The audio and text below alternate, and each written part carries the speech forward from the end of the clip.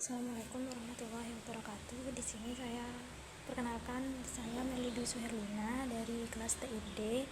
Di sini saya akan menjelaskan tentang sebuah materi tentang 10 mitos yang terjadi di saat penelitian. Di sini mitos yang pertama yaitu penelitian komputing. Penelitian komputing di sini harus ada pengembangan software. Mengapa kita harus melakukan penelitian? Karena berangkat dari adanya sebuah permasalahan yang mungkin diketahui metode pemecahannya, tapi belum diketahui tentang metode permasalahannya. Misalnya pengembangan software dan penelitian. Membangun software bukanlah tujuan utama penelitian, hanya tes bersifat itu untuk mempermudah kita dalam mengukur hasil penelitian. Tidak ada listing kode UML atau screenshot software di paper jurnal, Scopus atau WUS kecuali penelitian tentang perbaikan paradigma pemrograman, analisis desain dan lain sebagainya. Ketika ada penelitian, kita mengusulkan perbaikan suatu algoritma. Yang pertama, dalam bidang image processing. Topik penelitian fase recognition memikirkan perbaikan metode atau algoritma untuk pengenalan wajah dengan akurat atau efisien. Yang kedua, bidang data mining. Dalam bidang data mining itu mengandung biasanya topiknya tentang decision tree yaitu kemudian memikirkan perbaikan algoritma decision tree sehingga bisa memprediksi klarifikasi dengan lebih akurat. Untuk mempermudah eksperimen dan evaluasi, kita menulis kode program software untuk menguji dan mengevaluasi performa dari algoritma yang kita usulkan. Selanjutnya yaitu penelitian bidang software engineering, di mana penelitian software engineering bukan penelitian tentang pengembangan software yang hasil akhirnya produk software, tetapi penelitian ini untuk perbaikan metodologi pengembangan software. Selanjutnya yaitu mitos yang kedua. Mitos yang kedua yaitu tujuan utama penelitian. Tujuan utama penelitian adalah adanya kontribusi kepada masyarakat. Apa yang dikejar dari penelitian tersebut yaitu untuk memberikan kontribusi pengetahuan, kegiatan penyelidikan dan investigasi terhadap suatu masalah yang dilakukan secara berulang-ulang dan sistematis dengan tujuan untuk menemukan atau mereferensi teori, metode, fakta, dan aplikasi. Selanjutnya yaitu contoh ide dasar penelitian, menerapkan algoritma genetika untuk penentuan desain bendungan yang paling optimal. Sini juga terdapat contoh kontribusi pada metode seperti judul berikut, menerapkan metode XYZ untuk memecahkan suatu permasalahan dengan konvensi prematur pada algoritma genetika untuk penentuan desain bendungan. Kontribusinya apa? Yaitu menerapkan metode XYZ yang sebelumnya tidak pernah digunakan orang untuk memecahkan suatu permasalahan konvergensi prematur pada algoritma genetika. Contoh kontribusi pada masalah. Contoh kontribusi pada masalah di sini biasanya berkaitan dengan kurang lebihnya seperti judul berikut, yaitu penerapan algoritma genetika untuk penentuan desain bendungan dengan tujuan parameter atau kebanyakan penelitian menggunakan tiga parameter. Kontribusi ke pengetahuan versus kontribusi kepada masyarakat. Kontribusi ke masyarakat tidak secara langsung bisa diukur karena itu tidak dimasukkan ke tujuan penelitian, tapi memanfaatkan penelitian. Selanjutnya yaitu mitos yang ketiga. Mitos yang ketiga adalah waterfall, di mana waterfall adalah metode penelitian Pak Romi yang Pak Romi gunakan.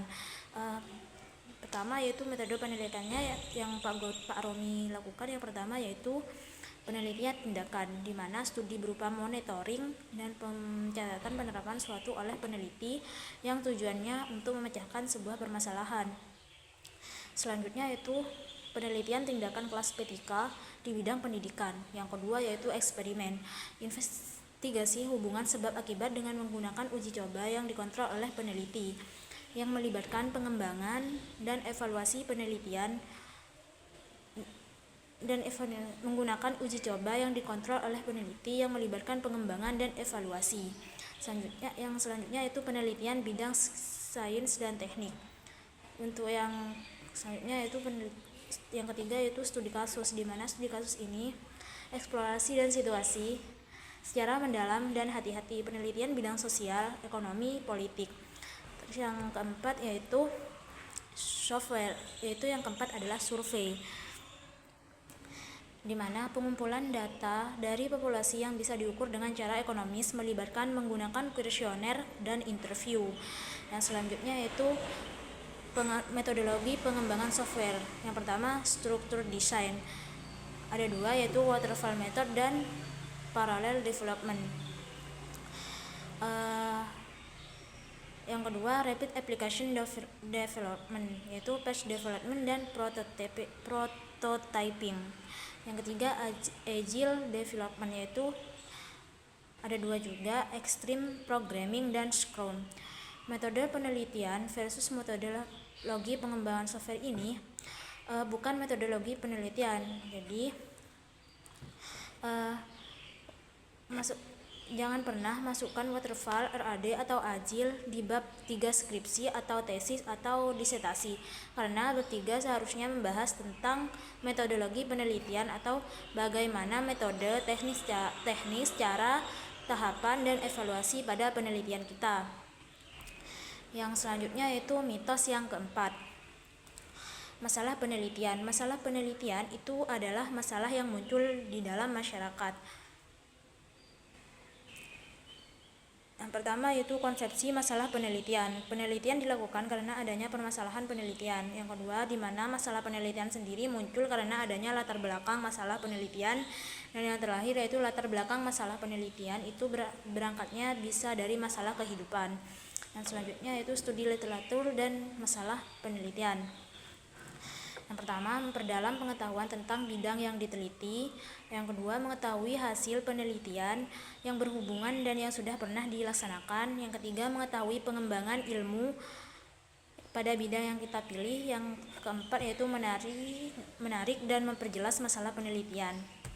Selanjutnya yaitu mitos yang kelima. Mitos yang kelima yaitu studi literatur, berisi berbagai teori dasar dan definisi yang ada di buku. Kemudian yaitu manfaat studi literatur. Yang pertama yaitu memperdalam pengetahuan tentang bidang yang diteliti. Yang kedua, mengetahui hasil penelitian yang berhubungan dan yang sudah pernah dilaksanakan. Yang ketiga, mengetahui perkembangan ilmu pada bidang yang kita pilih. Yang keempat, menari dan memperjelas masalah penelitian. Selanjutnya mitos yang keenam. Mitos yang keenam yaitu adalah semakin banyak literatur yang saya baca, saya semakin pusing. Sedangkan jumlah literatur yang harus dibaca yaitu di sini terdapat yaitu 3 standar. Yang pertama yaitu S1 yaitu 20 sampai 70 paper, S2 70 sampai 200 paper, dan yang S3 yaitu adalah 200 sampai 700 paper. Selanjutnya yaitu mitos yang ketujuh, di mana mitos yang ketujuh yaitu penelitian itu semakin aplikatif dan terapan semakin mudah masuk jurnal terindeks. Mitos yang kedelapan yaitu penelitian yang baik itu topik dan skala besar serta berhubungan dengan banyak bidang. Penelitian yang berkualitas tinggi itu topik dan skalanya kecil, fokus dalam dan membawa pengaruh yang besar di bidang penelitian kita. Mitos yang kesembilan yaitu melakukan citation dengan mengcopy paste kalimat dan paragraf dari paper lain. Jenis citation yaitu yang pertama kutipan, kata-kata yang dapat diambil sama persis dengan apa yang dituliskan tanpa ada perubahan. Yang kedua yaitu paraphrase, di mana menyusun kembali pemikiran penulisan dan mengungkapkannya dengan kata-kata sendiri. Yang ketiga yaitu adalah evaluasi. Di sini yaitu evaluasi ini yaitu sehari dari satu tulisan. Kemudian evaluasi yang keempat yaitu interpretasi dalam bentuk komentar baik setuju atau tidak setuju dengan menyebutkan alasannya. Kemudian di sini juga ada konsep dasar dari penelitian. Konsep dasar dari penelitian itu yaitu yang pertama adalah kutipan itu tidak berarti bahwa satu paragraf itu adalah copy paste. Praktek seperti ini tetap disebut plagiarisme meskipun referensi disebutkan. Yang kedua yaitu kutipan hanya untuk hal penting saja, contohnya hasil penelitian, teori, data, model, definisi dalam paper. Yang ketiga yaitu segala kalimat yang tidak merujuk atau menunjukkan kutipan berarti adalah tulisan karya sendiri. Yang terakhir yaitu daftar referensi bukan daftar bacaan tapi daftar atau kutipan. Mitos yang ke-10 yaitu hasil eksperimen penelitian bisa jadi banyak paper dan dipublikasikan di jurnal. Pola RP-RQ-RC pada penelitian. Yang pertama yaitu research problem atau RP. Yang disebut masalah penelitian adalah alasan kita melakukan penelitian. Yang kedua yaitu satu bisa dicoba dipecahkan dengan banyak cara atau metode. Solusi hipotesis research question atau RQ. Di sini juga satu RQ akan membentuk satu kontribusi ke pengetahuan atau research contribution. Mungkin itu saja yang dapat saya sampaikan. Kurang lebihnya saya mohon maaf. Wassalamualaikum warahmatullahi wabarakatuh.